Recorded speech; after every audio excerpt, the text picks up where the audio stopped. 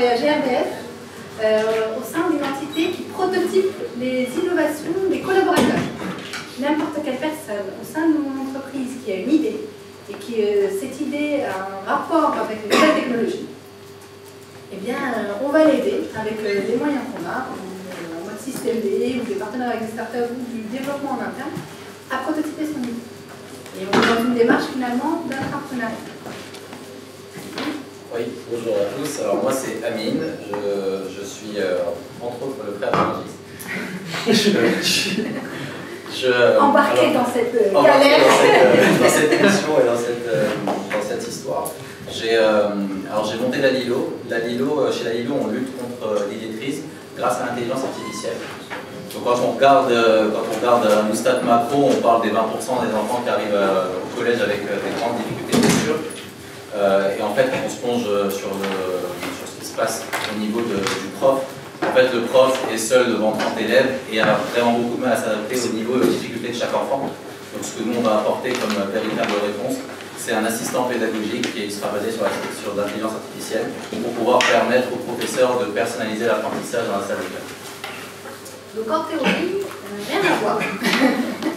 Et pourtant, en fait, on s'est dit, dans nos débats qu'on a juste entre nous, parce qu'on est de la même famille, mais eh bien, on trouvait plein de synergies. Et souvent, dans les débats grands groupes start-up, eh bien, on ne parle pas de ces synergies-là. Et on est plus à opposer les mondes, à dire comment l'autre fait, moi je pourrais faire mieux. Et puis on s'est dit, eh bien, si on essayait d'avoir un regard un petit peu différent, et ouvrir ce débat, on aimerait bien l'avoir avec vous, c'est la première fois qu'on le fait, donc, que ça sorte de notre salon, et que ça soit finalement une discussion ouverte avec vous. On s'est dit, au final, dans nos approches, que ce soit de l'intérieur ou un nouvel acteur qui va pour l'éducation, nous on est dans le secteur du gaz, c'est aussi un secteur traditionnel, eh bien, comment on a un peu disrupté, transformé l'organisation par cette innovation, par l'innovation technologique, parce que chez AMI c'est l'intelligence artificielle, nous aussi on est sur cet axe aussi innovation technologique, et au-delà finalement de la techno, parce que c'est pas un cas de techno, et bien finalement comment ces organisations de l'intérieur, on arrive à les transformer et quels sont les freins qu'on rencontre, qu'on soit finalement un start-upper, ou qu'on soit finalement un entrepreneur ou une entité qui a des entrepreneurs. Et par où commencer? Alors on peut déjà poser le contexte et expliquer un peu l'analogie qu'on va essayer de faire Nargis et moi sur ce qu'on fait chacun de notre côté. Alors en gros, on va parler en fait d'entités un peu traditionnelles et dirigées qui ont un certain âge, un certain nombre d'années. Chez moi, on va peut-être parler de l'éducation nationale, le système éducatif, pas simplement en France, mais le système éducatif de manière générale, qui lui en fait est hiérarchisé avec toutes les strates de la hiérarchie, et au final les professeurs. Donc les professeurs sont un peu les personnes qui sont réellement sur le terrain et qui sont un peu un maillon, considérés comme un maillon dans tout ce système hiérarchique. Et donc un prof est vu un peu comme une ressource, quelqu'un qui va délivrer ce qui a été demandé par la hiérarchie dans son enseignement. Donc un professeur va en fait appliquer les programmes qui ont été donnés par le système éducatif pour enseigner aux enfants. Là où on peut en fait voir... Nous de notre côté, c'est pas un programme éducatif qu'on applique, mais ça a prescrit. Le domaine du gaz, c'est un domaine avec toutes ces contraintes de sécurité. Les techniciens réseau, les chargés d'affaires, tous ceux qui sont amenés à travailler, qui sont des gens du terrain, ont ces contraintes et ont un prescrit. Et il y a cette culture d'entreprise du prescrit. On doit suivre le prescrit, on doit respecter le prescrit et on doit l'appliquer à la lettre. Et finalement, on se rend compte que dans nos deux mondes, il y a cette logique de dire il y a des gens du terrain qui sont plus proches de ce qu'ils réalisent et il y a des directives qui viennent et qui vont impacter ces personnes du terrain. Et finalement, est-ce que vous les avez écoutées? Est-ce que leur voix est écoutée? Et donc, le par où commencer, c'est pour ça que cette petite chenille, on a mis du temps avec l'image, mais cette notion de terrain, c'est que le début, c'est eux. Et l'émergence, en fait, on parle d'impacter les organisations, ces organisations-là, elle va partir de ces gens-là qui sont plus proches du terrain, qui sont passionnés dans leur job, soit dans l'éducation ou dans les techniciens gaz, qui vont au plus proche des gens, qui vont assumer de notre côté l'énergie. On va partir de ces gens-là et on va voir qu'est-ce qu'on peut faire pour transformer, mais en partant d'où. Voilà. Alors, en fait, en gros, on parle de structures qui datent de longtemps et qui ont l'air ultra rigides et très inertes. Si on prend l'éducation nationale, c'est 2 millions de collaborateurs en éducation nationale et c'est un peu décrit comme un mammouth. Mais en fait, ce qui est vraiment important, c'est qu'on ne peut pas en fait, s'adresser au terrain ou faire changer les choses si on n'a pas un minimum de marge de manœuvre et de degré de liberté. En fait, si je prends le cas des professeurs, dans n'importe quel système éducatif, globalement dans le monde, ce qui est vraiment génial, c'est qu'un professeur a un programme appliqué, mais il est complètement libre du comment. Il est libre de sa pédagogie, de la manière dont il enseigne. Et ça, en fait, ça fait partie des choses qu'il faut absolument exploiter en tant qu'organisation innovante, en tant que petite équipe, pour justement pouvoir avoir une porte d'entrée. Et la manière dont on le voit, c'est qu'il est beaucoup plus simple pour nous d'avoir un impact opérationnel et une porte d'entrée quand on s'adresse au professeur qui a une certaine marge de manœuvre que en fait aller essayer de s'adresser à la hiérarchie en essayant d'avoir un effet tentaculaire en disant on a un truc génial, il faut absolument que ce soit fait. Oui, bien sûr, il n'y a pas de souci, sauf que l'échéance est complètement reportée et c'est pas une échéance qui est une échéance de starter. Et en fait, ce qui est aussi très intéressant de voir, c'est que quand on a une structure hiérarchisée avec des gens qui sont sur le terrain, il y a aussi des contradictions que vivent ces gens-là. Et ces contradictions, on se repose aussi sur ces contradictions-là pour avoir leur attention et réellement faire cette démarche d'écoute auprès de ces gens-là. Donc, contradiction, un professeur, en fait, il a un programme appliqué, il a certaines directives, il doit suivre certaines horaires, mais en fait, la contradiction que lui a dans sa tête, c'est que ces gens-là qui font les programmes et qui donnent les directives ne sont pas dans sa place. Et en général, et ça c'est beaucoup plus vrai encore aux États-Unis parce qu'on y est aussi, ces gens-là n'ont même jamais été dans des classes.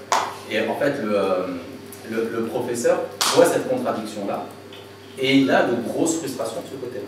Et c'est sur les contradictions, plus leur marge de manœuvre et leur marge de liberté, que nous on se repose pour pouvoir avoir une porte d'entrée auprès de ces professeurs. Mais c'est un petit peu pareil. On est une cellule d'innovation au sein d'un grand groupe. Et finalement, on se dit, mais quelles sont finalement leurs marges de manœuvre? Soit elles existent, soit il faut les créer. Pour les créer, dans le cadre d'une start-up, elle ne va pas s'attaquer l'éducation nationale. Là, on a une petite marge de manœuvre, parce qu'on peut aussi un peu on a une petite marge de manœuvre en tant que grand groupe, c'est qu'on a les RH aussi avec nous, de l'autre côté. Et du coup, on se dit, on ne va pas révolutionner toute la structure RH, mais si on trouve des alliés côté RH qui sont prêts, eux, à des moments, à essayer d'imaginer ces espaces de liberté, ben on va mailler avec les ressources humaines, et ça c'est notre avantage d'être dans la même maison, et on va essayer d'adresser ces marges de liberté possibles. Et ce qui a été possible au sein de GRDF, pourquoi finalement cette cellule d'innovation elle a pu voir le jour depuis un peu plus d'1 an et demi, où j'ai rejoint l'entreprise, c'est qu'il y a eu une volonté quand même de la part de notre ancienne directrice de créer une direction innovation et de mettre en place une nouvelle démarche. Et ce qu'ils ont fait et qui a permis le déblocage d'un certain nombre de choses, ils ont levé un verrou qui a donné cette marge de liberté, c'est la validation managériale. Avant, c'est simple, quelqu'un qui avait une idée, il fallait que son manager valide. Il ne peut pas avoir une idée sans son manager valide. Et c'est un frein énorme. Et pourtant, le fait de dire, le fait qu'il puisse dire « j'ai une idée et en fait, tu vas devenir mon coach ». Tu ne vas pas être la personne qui va valider. Encore pire, parce qu'avant ce qui se passait, tu ne vas pas t'approprier mon idée. Tu ne vas pas en faire quelque chose d'autre que finalement d'abord m'aider. Et c'est là où cette marge de manœuvre qui est finalement de dire dans l'esprit on fait ça, il faut l'exploiter. Parce que juste la voir, elle n'a pas d'impact. Et c'est un peu comme pour la bio, c'est de se dire, juste savoir que le prof il a un peu de marge, ben, on n'a encore rien fait. Mais on a commencé à identifier là où on a des marges de liberté. Et justement, en fait, je rebondis sur ça parce que c'est vraiment la même chose en fait. Un prof, on avait cette idée reçue que on ne peut pas se mettre dans des écoles si on n'a pas l'aval de l'inspecteur d'éducation nationale ou même du DAZEN au niveau hiérarchique plus haut. Et en fait, au départ, on voulait aller observer ce qui se passait dans les salles de classe. Et théoriquement, effectivement, on n'a pas le droit parce qu'on doit passer par la hiérarchie, etc. Et en fait, certains profs volontaires nous ont permis de le faire. Et ça, ça a été vraiment changeant pour nous.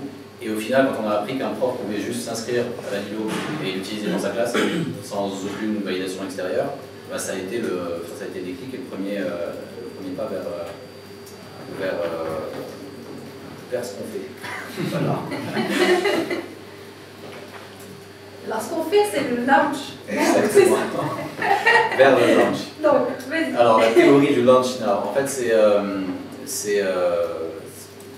y a un truc qui est vraiment vrai, et j'en parle en tant que start-up, et je pense que c'est vraiment très similaire à ce que fait Nargis.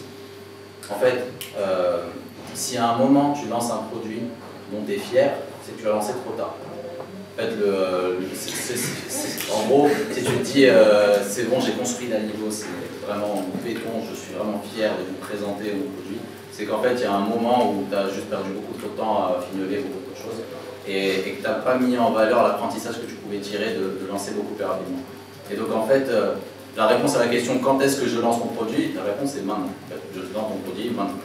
Et c'est à ne pas prendre évidemment en mode exagéré du type je n'ai rien du tout dans mon produit, mais il faut, en fait, l'idée c'est vraiment de penser à la manière la plus rapide de construire quelque chose qui a une certaine cohérence, que tu peux aller tester, expérimenter sur le terrain et sur laquelle tu peux avoir vraiment des retours. Et dans notre cadre à nous, en fait, quand la manière dont on fonctionne, initialement, on a construit notre prototype avec une classe, un professeur, on était deux et on avait codé ça en un week-end juste sur un premier exercice qui proposait de choisir entre la, li et l'eau, d'où le nom de la boîte. Donc ça, c'était le tout premier produit. En fait, la chose qu'on a appris, c'est là, en fait, le produit ne marchait pas, il n'y avait rien de pédagogique dedans, il n'y avait rien du tout. Mais ce qu'on a appris, les premiers trucs qu'on a appris, au tout début, en codant un proto à deux, en un week-end, c'est le fait que des élèves ne peuvent pas se login en fait. Les élèves ne savent pas lire, ne peuvent pas se login, ils ont besoin d'un compte. On arrive, les écouteurs ne rentrent pas dans les petites oreilles des enfants. Enfin, il y a un certain nombre de choses que tu apprends rien qu'en te disant ok, je vais construire un petit truc, ça a l'air de marcher, je vais aller dans la classe. Et par contre, ce qu'on a appris, c'est que sur ce petit truc-là qui était ultra simple, en fait, les profs pouvaient se l'approprier et le mettre dans les mains des élèves. Et quand on a appris ça, on s'est dit il y a une opportunité, il y a quelque chose à faire. Donc il y a vraiment quelque chose à proposer aux profs. Et là, aujourd'hui, en régime un peu plus permanent que le régime précédent, pas si permanent que ça, là maintenant, en fait, de semaine en semaine, on prototype un élément qu'on rajoute au produit, on le teste auprès des profs, on récolte le retour, et puis on l'améliore pour les semaines suivantes. Et donc, nous, l'échelle de prototypage de quelque chose de nouveau est de l'ordre de la semaine. Et donc, chaque semaine, il y a réellement quelque chose de nouveau qui sort sur le produit en fonction des retours terrain. Alors, comment, dans une grande entreprise, on marche là? En fait, on a capitalisé sur une expérience qu'on a eue 5 ans avant. J'étais en fait consultante et on a aidé l'entreprise à monter une cellule agile. Cette cellule, on est passé de 2 développeurs à 100 développeurs en 5 ans. Et après, l'ancienne personne qui était mon client s'est dit mais pourquoi on ne mettrait pas ça au service des idées des gens? On a été capable de le faire et de transformer pour les faire pour des projets et m'expliquer que cette méthode finalement elle marche pour les projets. Pourquoi est-ce qu'on ne ferait pas pour les idées? C'est là où j'ai rejoint l'entreprise. Et puis on s'est dit, on connaît les développeurs, on sait comment ça marche, et pourquoi on ne raisonne pas en sprint aussi avec les idées des gens? Et à côté de ça, il y avait la démarche d'innovation qui était de dire, postez vos idées, prototypez, débrouillez-vous, faites comme vous pouvez, mais soyez entrepreneurs.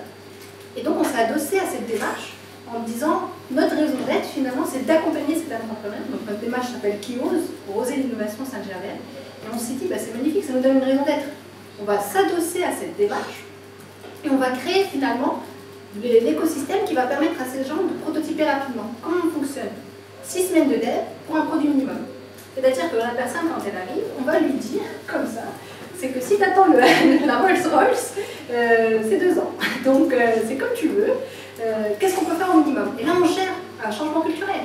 Parce que la personne a imaginé des choses dans son idée, elle a idéalisé, il y a des choses qui s'est passées, on apprend c'est quoi le renoncement, on lui apprend c'est quoi un produit minimum, on lui apprend finalement que ce qui a de la valeur, c'est ce qu'elle va en faire. Et surtout, avant même de lui apprendre quoi que ce soit, elle se sent écoutée.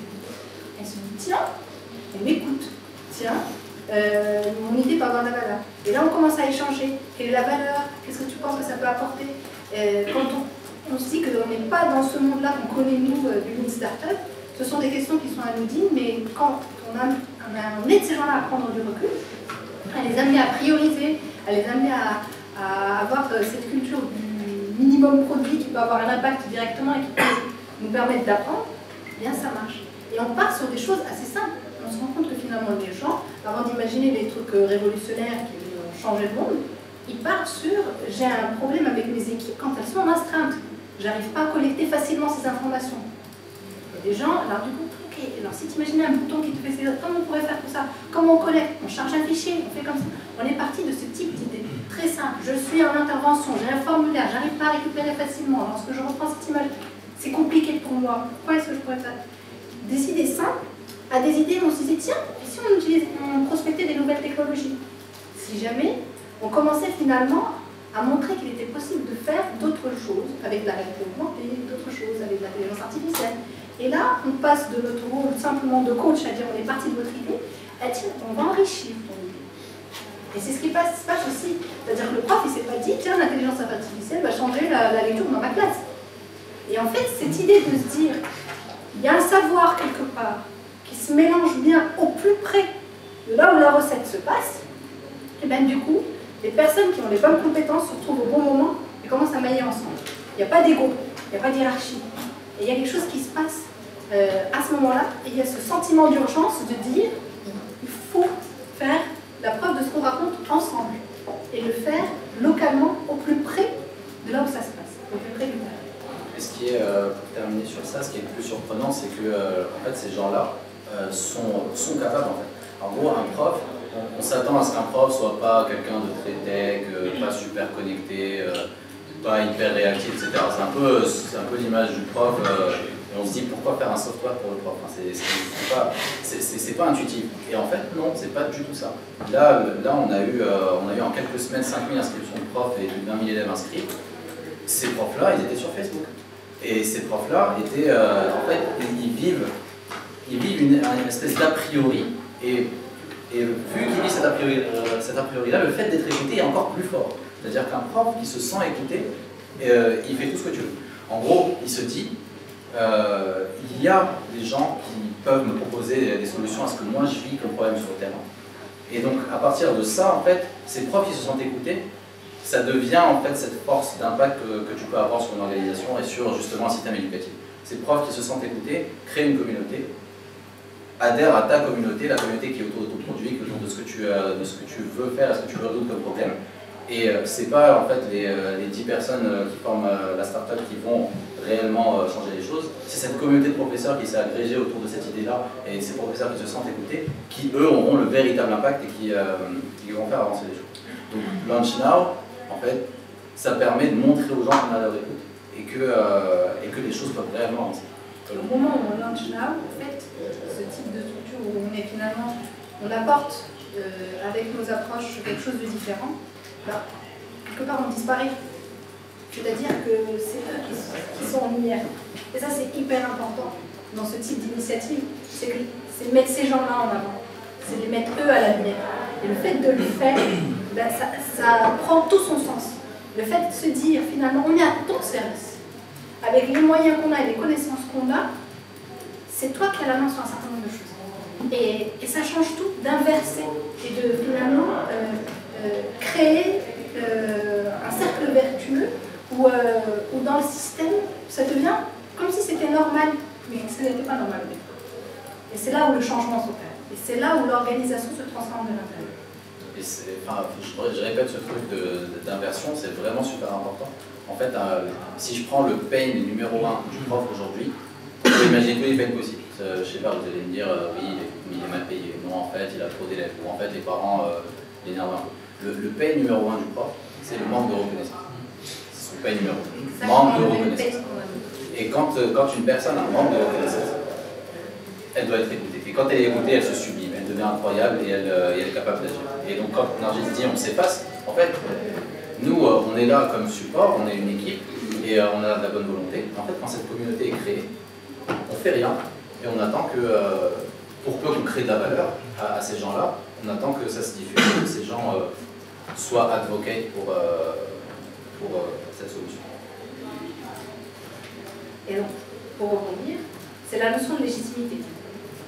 C'est-à-dire qu'au départ, comment finalement on va passer et accompagner cet embryon qui est en train de se créer ou ces initiatives à aller un petit peu plus loin. Parce qu'au départ, ce technicien, ou ce chargé d'affaires, ou ce prof, c'est super, il y a quelque chose qui se passe, il y a une émulation, on a réussi à faire du lunch là, mais comment on va plus loin? Comment on explique finalement que cette initiative-là, elle va s'inscrire dans quelque chose d'un peu plus grand? Et là, il faut se mailler avec des alliés. Et là, on commence aussi à prendre un autre rôle, qui est de dire, finalement, nous, cellule innovation, on s'inscrit dans une démarche d'innovation, il y a donc quelque chose de plus global et plus impactant qui va se passer au sein de l'entreprise. Et là, il faut remonter et cristalliser. Et c'est là où on est en plein dedans.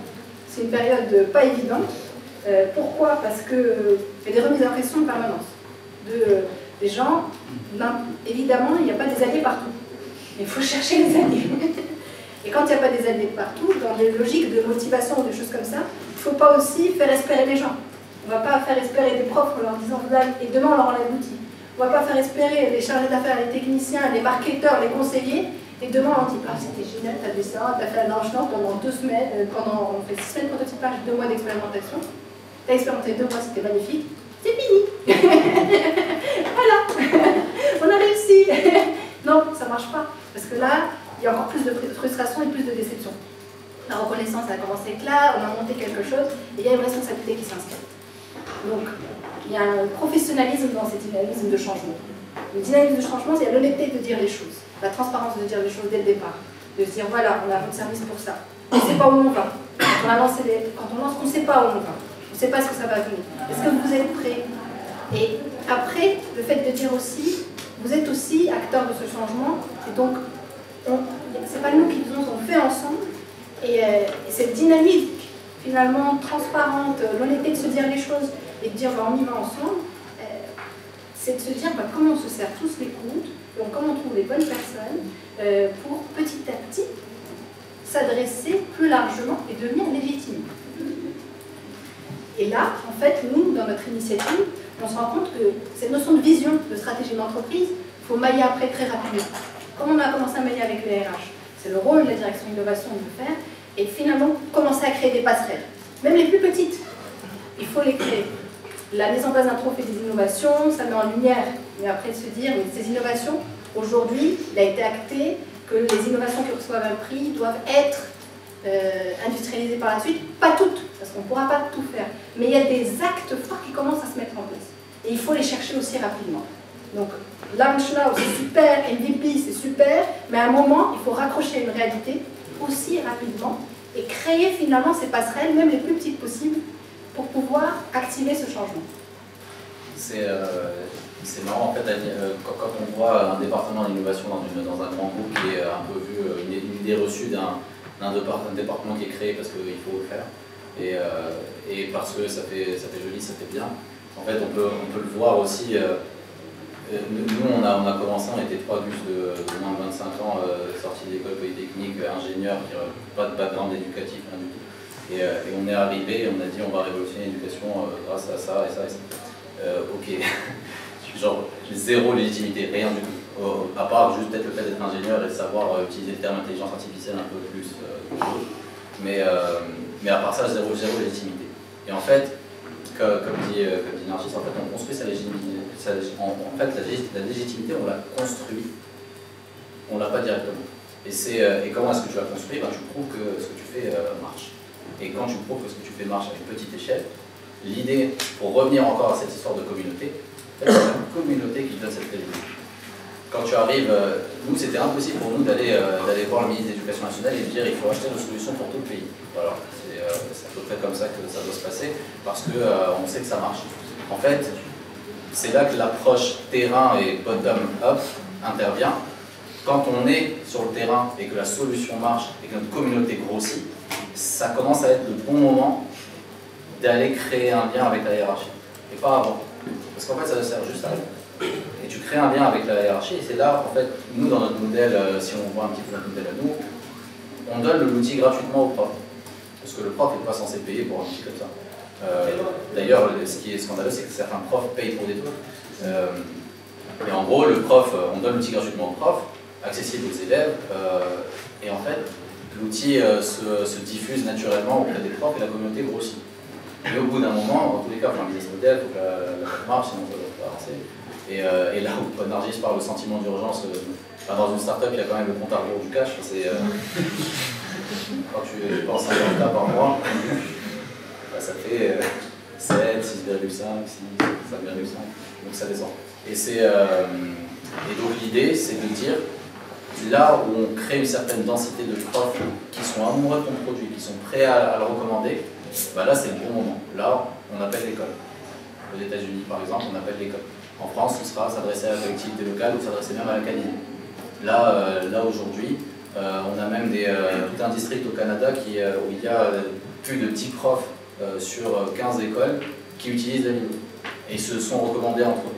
Et en fait, bah là maintenant, je dis, bon les amis, c'est bien, on est content. Il faut maintenant revenir au basics, à la réalité, et créer cette passerelle, s'adresser au district et dire, ça marche. Les profs peuvent en témoigner. Et c'est là que nous, par exemple, on peut activer cette notion de vente, de business model pour ce qu'on fait. Et voilà. La notion de ça marche, elle est essentielle dans on trouve ça assez bien dans nos approches, c'est-à-dire que quand on va arriver au monde du commerce, on nous dit alors, quelle est l'idée finalement dans ta boutique, qu'est-ce qui s'est passé, quel est le ROI, comment... Il faut prouver que ça marche. Il faut prouver que ça crée du business. Sauf que ça fait 2 ans. Et que finalement, qu'est-ce qui se passe sur la première année, on a prototypé une vingtaine d'idées, sur la deuxième année, c'est vers l'année dernière aussi, on s'inscrit dans une démarche globale. Nous, c'est la partie numérique, mais les gens aussi, par leurs propres moyens, avec une entreprise ou avec un partenaire local, prototype aussi des idées, tout ceci mis dans un pot commun, ça a donné sur ces 2 années-là une quarantaine d'idées qui ont été sélectionnées. Et aujourd'hui, c'est difficile aussi rapidement à l'échelle de l'entreprise de montrer que ce ROI, il est là et qu'on a réussi. On est encore dans la phase on est passé du prototype à l'industrialisation de quelques idées. On a industrialisé 5 l'année dernière. C'est pas énorme, mais c'est déjà, on a transformé l'essai.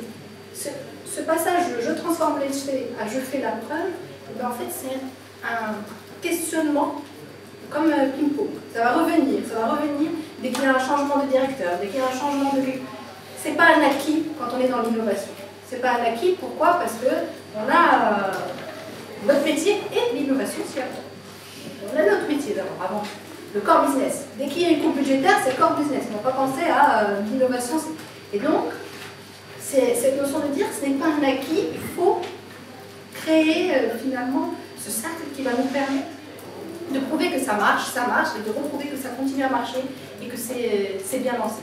Et le passage à l'échelle. Ce passage à l'échelle, c'est de dire, bah, on a fait quelque chose, on a fait avec les moyens qu'on avait, on a besoin de passer à autre chose, on a besoin de croître et d'aller plus loin dans ce qu'on fait pour impacter plus, pour encore plus prouver que ce n'est pas des petites choses juste isolées, mais que ça s'inscrit dans une démarche globale. Le cœur de toute cette histoire et qui, lui, ne changera jamais. En fait, il y a plein de choses qui changent, les collaborateurs peuvent changer, la hiérarchie peut changer. Ce qui ne change pas, c'est la création de valeur. Quand tu as créé de la valeur auprès d'une communauté de personnes, et, les gens y adhèrent et ça reste. Et, le deuxième truc, c'est qu'en gros, là, de la même manière que Nargis dit, voilà, vous pouvez passer à l'échelle suivante et prouver à différents échelles que ça marche, là, au niveau d'une start-up, on prouve avec 1 million d'euros et puis derrière, il va falloir peut-être lever plus ou atteindre la rentabilité. Et c'est ce passage à l'échelle qu'il faut vraiment réaliser et qu'il faut avoir en tête quand on est en train de... Quand on fait notre première levée de fonds, on se dit il faut recruter pour pouvoir construire ce bout de produit.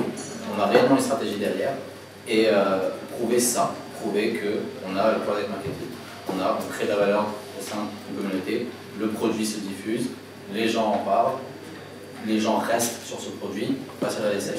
Maintenant, il faut monétiser. On a plein d'écoles potentielles sur lesquelles on peut aller monétiser. On a besoin de tant d'argent, on a besoin de recruter tant de personnes pour pouvoir aller convertir ces étapes. Donc les fins se vivent, en fait, finalement, c'est les équipes qui vont mener ce changement. Elles sont un peu différentes, mais elles doivent être aussi compétentes dans ce cas. C'est-à-dire qu'aujourd'hui, quand on veut on se rend compte que ça marche, pour nous, ce qui a marché, c'est que les gens qui se sont emparés sont des gens qui savaient ce qu'ils faisaient et qui étaient dans le truc. C'est pas, ils ont débarqué, ils se sont dit tiens, ça change tout parce que des fois on est parachuté quelque part et on se dit bon bah voilà. C'est des gens qui en faisant ça, recherchaient cet impact. Et donc il y a un truc assez fort dans la fonction de force vive qui finalement, ces acteurs du changement, quand un directeur d'innovation va dire voilà, négocier avec le RH, on enlève le bureau managérial, je sais pourquoi je le fais. Je ne sais pas encore qu'est-ce que ça va donner, mais je sais pourquoi je le fais. Et en fait, quand il a réussi à construire un réseau de gens qui sont les animateurs d'innovation répartis dans les régions, pour les 10 collaborateurs, ce réseau maintenant c'est un réseau de 40 personnes qui vont animer, diffuser, stimuler, faire des choses. Elles ne savent pas encore comment, mais elles sont habitées par quelque chose. Et on se rend compte qu'une start-up aussi, on retrouve ce lien. Il y a quelque chose, il y a du sens dans cette force vive qui se met en place, qui est très très fort et qui dépasse, qui commence par celui qui fait en plus de son job, celui qui fait finalement, qui légitimise, tiens, j'ai une vraie casquette innovation, je le fais vraiment. Et cette force vive, elle est hyper importante, parce que souvent on se dit, voilà, ça a marché, ce changement, ils ne sont pas irremplaçables. Ils ont tous un rôle hyper important à ce moment-là, comme dans une start-up. C'est une ressource clé. Quand elle part, on pleure. C'est genre, on se dit non, c'est pas possible, on en veut plus. On n'en veut pas moins, on nous en veut plus. Donc, et ce sentiment-là, on se dit oui, dans un grand groupe, peut-être ça peut être différent ou des choses comme ça. Ben non, parce que quand on arrive à créer au sein des personnes cette envie de faire le changement, et on sait pourquoi on fait. Les profs, ils méritent qu'on se batte pour eux, les gars, les techniciens et tout ça, ils méritent qu'on se batte pour eux aussi. Donc le fait de se dire, ben finalement, quand on arrive à créer ça, la force vive, elle commence à prendre du sens. Quand tu as envie de changer les choses dans une organisation qui est très traditionnelle, il faut te changer déjà toi-même. Et il faut te construire de sorte à pouvoir faire ce changement-là. En gros, on est 10, on était 3 au début, on est 10 depuis une première levée de fonds. 10, mais les 10 meilleures personnes au monde. Quoi. En gros, c'est ce que je veux dire par là. C'est du point de vue de celui qui le vit. Bah, mais en plus, c'est encore plus que ça, même, mais je pense même d'un point de vue objectif. En fait, en gros, les 10, chaque personne est là, pas pour rien, et elle sait pourquoi elle est là. Et en fait, pour donner un truc très concret qui peut paraître banal, en fait, nous trois, quand on a commencé, il n'y a rien au monde qui pouvait nous pousser à faire ça. On est ingénieur, on est diplômé de grande école, on est censé faire un stage de fin d'études qui va nous amener pour faire une nouvelle carrière. Enfin, c'est un peu ce qui est prescrit pour les gens qui sortent de grande école. Et nous, on est en stage de fin d'études dans une structure qui n'existe pas et on est nous-mêmes notre propre tuteur de stage. Non, on a voulu faire ça comme ça. Mais en fait, on était animé par quelque chose qui faisait que non, on ne va pas suivre ça. Nous, ce qu'on veut faire, c'est on est allé dans les salles de classe, on a vu les enfants, on a vu qu'il y avait des différences de niveau. On est allé voir les profs, ils nous ont dit je ne peux pas sauver tout le monde. Je suis désolé. Bah oui, bah, c'est pas de ta faute. Et on a vu tout ça. Quand on a vu ça, on s'est dit on a envie d'agir. On a commencé à 3 comme ça. Les personnes qui nous ont rejoints, on leur a diffusé cette envie. Et on leur a dit, on leur a expliqué pourquoi est-ce qu'on faisait ça, et toutes les personnes qui nous ont rejoints aujourd'hui ont quitté leur job pour nous rejoindre. Et c'est pas... et bon, ça a pris du temps parce qu'il y avait les 3 mois de préavis, mais en gros, c'était un peu gênant. C'est 3 mois de cage. Mais en tout cas, chaque personne qui nous a rejoint aujourd'hui a quitté son emploi, n'était pas en recherche de job, et a voulu nous rejoindre, et a même limite fait un sacrifice sur son salaire pour rejoindre cette mission et rejoindre cette boîte. Et donc nous, on est, ce qui est super important, c'est d'être animé par la même chose et avoir le but de ton entreprise, qui est commun à tout le monde et qui est un peu la ligne directrice, un peu le fil rouge qui fait que tout le monde s'attache à ça. Et derrière, en fait, la manière dont l'organisation fonctionne, on est une équipe. Quoi. Quand on est une équipe, on dit le lead développeur, il peut décider d'une stratégie de growth. Parce qu'il est animé par l'envie de réussir cette boîte et d'avoir cet impact-là. Et donc le timing est fini. Très bien.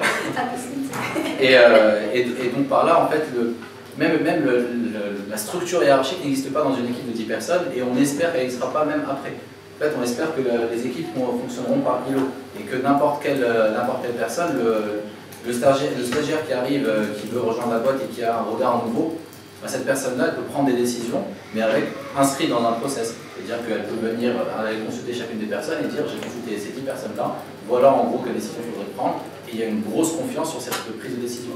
Oui, très bien, on prend cette décision parce que cette personne y a réfléchi. Et c'est comme je disais, hein, le lead développeur peut avoir une stratégie de growth, le business guy peut dire que dans le produit il faudrait plutôt faire ça. Et les fondateurs, ils sont juste là à dire oui, si vous voulez, on va avancer, sachant que les fondateurs ont recruté des personnes meilleures qu'elles. Et ça, c'est très juste, c'est-à-dire que dans ce réseau, moi je travaille à la DSI, je n'ai pas forcément un background informatique, mais je suis à la DSI. Les gens qui travaillent au RH, ils n'ont pas forcément le background RH, mais ils sont étiquetés. Alors, et quand on est dans les silos, c'est le marketing contre la R&D, contre la DSI, contre les choses. Le fait de se mettre en réseau et de mailler sur le fait de dire ce sont des personnes qui viennent. C'est pas la DSI qui vient, l'autre qui met son nez et qui lui a validé le truc.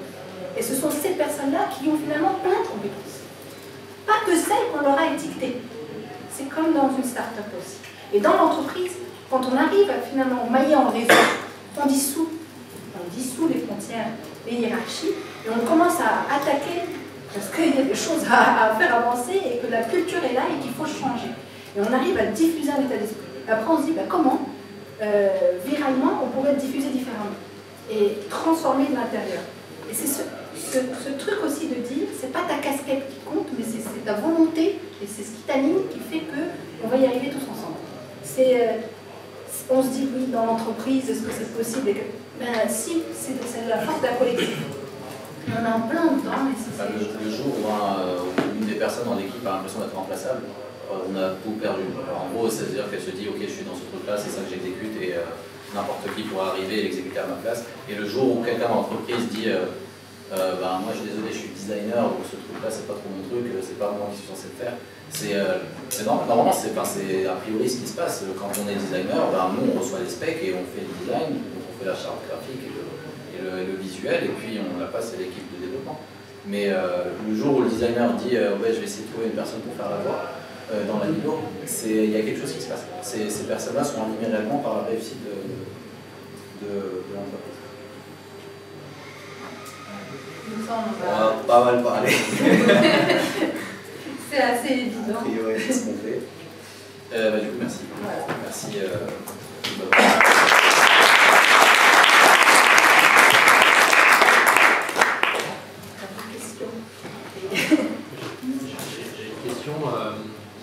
On enregistre peut-être dans un premier temps. Est-ce que tu parlais de 6 semaines de proto, 2 semaines d'expérimentation? 2 mois d'expérimentation. 2 mois, pardon, d'expérimentation. Où sont les ressources qui contribuent à faire le proto? Elles sont à la DSI. Ok. En fait, du coup, où tu apportes les ressources? Oui. En fait, on a un partenariat avec Simplo, l'école de dev solidaire, qui aide les personnes pour la réinsertion professionnelle. Donc ils ont une agence de prod. Et on a des équipes de la fameuse cellule agile. On a 4 développeurs qu'on a récupérés pour cet objectif. Donc ils sont dédiés à ça. C'est leur mission. Oui, elles sont avec nous, elles sont dans la team. Et le principe, c'est qu'on met à disposition ces ressources-là pour pouvoir permettre le prototypage. Et on ne refacture pas à l'entité, parce qu'on aurait pu, en fait, on dit on est la même boîte, on ne va pas s'amuser à créer des... Et malheureusement, j'ai vécu chez les clients des choses hybrides qui ne marchent jamais. C'est pour ça que je pose la... Oui, en fait, là, du coup, en fait, on est... Mais cette force-là, on n'est pas dans le sens, elle est rattachée à la DSI. On s'inscrit dans la démarche globale qui est transverse. Et ça donne du poids. Parce qu'au sein même de la DSI, en fait, on a encore des choses à transformer au sein de la DSI. Et les animateurs, ils sont aussi dédiés, c'est leur job le plein temps ou pas ils ont tous. une casquette? Pas tous. En fait, dans toutes les régions, il y en a qui ont leur job plus la casquette animateur, et il y en a qui ont réussi à négocier un temps plein. Nous, on a la chance, du coup, ça fait partie de notre job de réaliser, mais c'est pas tout le monde dans la démarche. Mais ils sont reconnus dans le réseau. J'ai une question à Ami. Vous avez décrit la démarche d'une startup qui essaie de proposer des solutions pour l'éducation nationale. il y a un peu plus de 6 mois, il y a justement l'éducation nationale avec la pièce des époux a lancé un appel à projet, justement pour aider les enseignants à enseigner les mathématiques et le français. Est-ce que vous avez peut-être répondu à cet appel? Est-ce que vous y avez répondu? Je ne sais pas à quel point je peux en parler, mais je ne sais pas où est-ce que vous travaillez. Non, en fait, juste très honnêtement, et la manière dont ça s'est passé, le nouveau gouvernement est très friand de nouvelles technologies, donc ça c'est bien, c'est plutôt bien. Et le ministre parle d'intelligence artificielle, ce qui était encore mieux. Alors pendant ce temps-là, nous on était aux États-Unis, on se disait en France il ne se passera plus rien, parce que ça a l'air d'être un peu pas trop le bon moment pour nous. Quand on a entendu ça, on s'est dit qu'il y a quelque chose à faire en France. Et en fait, ils ont fait de la prospection, le département des ALSA a fait de la prospection. Donc vers juin, juillet, ils sont venus discuter avec nous. Et nous et peut-être d'autres acteurs, et en discutant avec nous, ils parlaient à cette époque-là d'utiliser l'intelligence artificielle pour aider les enseignants. Et nous, on leur a expliqué ce qu'on faisait. Et du coup, l'intitulé du projet d'appel d'offres maintenant, c'est l'acquisition d'un assistant pédagogique basé sur l'intelligence artificielle pour l'enseignement du français, du CP au CP. Et des maths aussi. Il y a aussi une partie pour les maths. Et du coup, c'est très bien pour nous. Donc on a participé et on a été pris sur la première phase de candidature et là on attend le cahier des charges. Donc si ça se passe bien, c'est cool. La question est pour toi, est-ce que tu pourrais nous donner des exemples d'idées qui ont été données à terme et qui sont maintenant partie du socle culturel de référence de la boîte? Parmi les 5 qui ont été convertis, on a, je ne sais pas si ça vous parle des réseaux de graphes, on avait une idée d'un collaborateur qui était de dire, moi quand je fais de la prospection au niveau des collectivités, j'arrive pas à avoir un lobbying, il y a une personne qui est adressée, il y a d'autres personnes, mes collègues vont voir, personne ne sait, au final on me dit ça a adressé à la même personne et on s'en parle. Du coup on s'est basé, on l'a aidé à prototyper son idée, ça s'est appelé tuilage, et ça a fait finalement un réseau nœud de tout son réseau, et c'est une idée qui a été industrialisée, donc qui est passée. On a des idées en cours, là, c'est la fabriquer sur l'astreinte, sur la gestion des astreintes. Donc ça, c'est aussi une idée qui a été convertie. On a des choses autour de la rémunération, mais très de logique RH, où les personnes côté RH se sont dit, bah, tiens, les collaborateurs n'ont pas de visibilité un petit peu sur tous nos mécanismes et tout ce qu'on explique. Ils ont prototypé un outil, on les a aidés à prototyper, donc pareil, ça s'est passé en industrialisation. Et alors c'est pas grave parce qu'on parle de celles qui ont réussi, mais ce qui vient plus naturellement, c'est celles qui n'ont pas réussi. Parce qu'on apprend tellement aussi de ces choses-là. On a tout ce qui est intervention. On a une application, l'objectif c'était de dire quand je me déplace, à chaque fois que je fais une intervention, c'est les fameux formulaires, et ça on a réussi facilement à réintégrer tous ces formulaires en mobilité. La plupart des idées qui arrivent s'inscrivent aussi dans une démarche globale qui avait été initiée par la DSI, de la mobilité. Donc on se rend compte que déjà les collaborateurs étaient équipés tous d'un smartphone. Ça peut paraître comme ça bizarre, mais il n'y avait plus de notion de c'est ça, des chefs qui ont des smartphones et les autres qui n'en ont pas. Donc tout le monde avait un smartphone et ça a apporté un certain nombre d'usages. La dernière idée ne me vient pas en tête. Voilà. Donc c'est un petit peu ce type d'idée. On a essayé des choses nouvelles techno, un peu plus en rupture. Donc il y a eu des idées autour de la réalité augmentée, suite à Pokémon Go. Donc ils se sont dit, tiens, on regardait nos canalisations. Plus sérieusement, en fait, c'était plus lié aux dommages aux ouvrages. On a des problèmes lorsqu'ils interviennent au niveau des rues. Quand ils creusent un trou, ils peuvent péter une canalisation. Et c'est pas cool. Et donc du coup, on s'est dit, bah tiens, est-ce que la réalité augmentée pour nous aider pour afficher en réalité? Et ce projet-là, ben, on s'est rendu compte qu'on n'était pas prêt sur un certain nombre de choses. Pour le prototype, on a réussi à le faire. Mais derrière, il y a des investissements beaucoup plus lourds au sein de notre structure pour y arriver. Au moins, le REX a été fait. Et en fait, ce qui est hyper intéressant dans ce que je trouve génial, c'est les REX qui sont faits. Et c'est le fait de démystifier quelque chose. Tout le monde dit mais nous on n'est pas. Et finalement plein de petites idées déjà facilitent le quotidien. Donc là on est sur l'itérative d'amélioration continue, mais c'est des formes d'innovation de service et de propositions un peu qui sont différentes. Et au final, celles qu'on voudrait mettre en place, on nous dise ah mais ça serait trop cool, ils ont mis en place ça, et bien ça apporte plus de réactions en ce moment que de la concrétisation parce qu'on est en pleine expérimentation.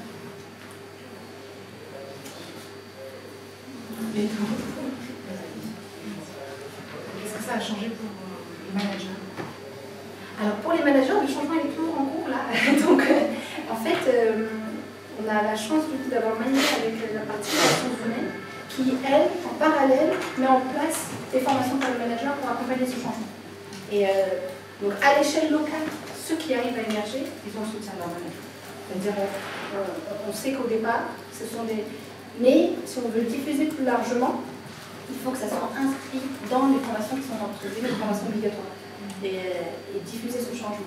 Donc aujourd'hui, franchement, pour l'avoir vu sur Unamidi, il y a une belle énergie de gens qui se disent mais pourtant on a encore ce frein de ton job c'est pas innover.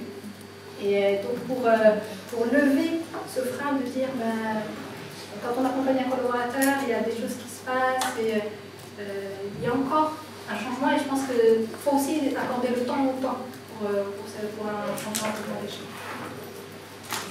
Moi, c'était pour Annie. Oui. Comme tu disais, on ne livre jamais un produit parfait tout de suite, il faut l'améliorer en continu. Du coup, comment est-ce que vous collectez les feedbacks venant des utilisateurs qui sont les professeurs? Est-ce que c'est via la donnée que vous donnez votre appli? Est-ce que vous avez créé une sorte de communauté c'est quoi les modalités pour pouvoir analyser, faire évoluer votre produit Il y a beaucoup de choses qu'on a lancées. Alors, ça dépend de quelle est ton audience. En fait, au fur et à mesure, plus ton audience est grosse, moins tu peux appeler chacun des profs. Donc au départ, on allait en fait en classe, on avait 3 classes où on allait. Donc c'était une meilleure manière d'aller récolter le feedback, c'est on allait dans ces classes-là, on mettait le produit, on regardait. Et pendant longtemps, en fait, on n'a pas pu, longtemps, 6 mois, on n'a pas pu passer le cap de devoir être présent en classe parce que ça ne marchait pas encore tout à fait bien. Donc il y a eu cette première partie de juste aller observer en classe. Ces observations en classe, on continue à les faire, un peu moins qu'avant. Là maintenant, on en est à un stade où on a on va appeler ça des key active users, c'est des gens qui reviennent tout le temps, qui sont très accros aux produits. Ces gens-là, en fait, ce qu'on fait, c'est qu'on on essaie de scheduler des calls avec eux. Et donc on en a une trentaine dans la semaine, où on essaye de parler à ces gens-là pour relever un peu les problèmes qu'ils vivent, pour pouvoir justement faire ces améliorations. Et ensuite, il y a 2 autres manières de faire qui sont plus faciles, on va dire. En fait, dans le produit, au sein du produit, il y a un chat pour discuter avec les profs. Donc les profs peuvent nous écrire sur ces chats-là. Et en fait, le truc, c'est que la partie la plus difficile, c'est pas de recevoir le feedback. Parce que le feedback, on peut le recevoir sur le chat, on peut le recevoir sur les emails, on peut le recevoir via les calls, on peut écrire plein de textes sur les calls qu'on a eu. Le tout est d'agréger ça. En fait, c'était une partie de mon taf à moi. L'idée, c'est qu'on a fait un gros Trello bien classé avec toutes les. Je ne sais pas si tout le monde est familier avec Trello. Où on a écrit en vrac les éléments, mais en mettant toujours d'où est-ce que ça venait, quel était le type de prof et c'était la tête de camp. On a essayé de les agréger ensemble sur les différentes colonnes. Et avec ça, on a vu une espèce de cartographie de ce qui est le plus important pour les profs à l'instant T. Et avec cette cartographie, on a pu donner les améliorations de produits qu'on devait faire avec ça. Je ne sais pas si ça t'aide.